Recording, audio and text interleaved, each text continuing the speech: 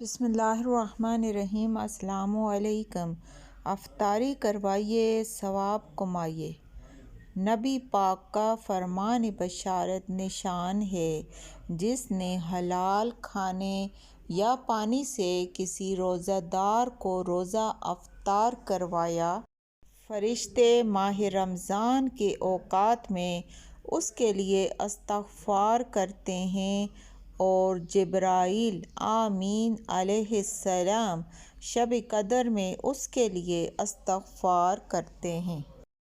نبی پاک نے ارشاد فرمایا، ماہ رمضان میں جو کسی روزہ دار کو روزہ افطار کرائے گا تو وہ اس کے گناہوں کی مغفرت کا باعث ہوگا، اور اس کی گردن جہنم کی آگ سے آزاد کر دی جائے گی، نیز اسے اس روزہ دار کے برابر ثواب ملے گا، اور روزہ دار کے ثواب میں بھی کوئی کمی نہ ہوگی۔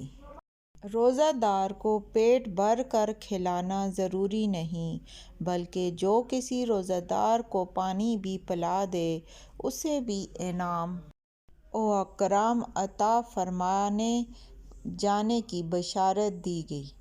چنانچہ نبی پاک نے فرمایا، اللہ تعالیٰ یہ روزہ افطار کروانے کا ثواب اس شخص کو بھی دے گا جو ایک کھجور یا ایک گھونٹ پانی یا ایک گھونٹ دودھ سے روزہ افطار کروائے، اور جس نے روزہ دار کو پیٹ بھر کر کھلایا، اللہ تعالیٰ اس کو میرے حوض سے پلائے گا کہ کبھی پیاسا نہ ہوگا، یہاں تک کہ جنت میں داخل ہو جائے گا۔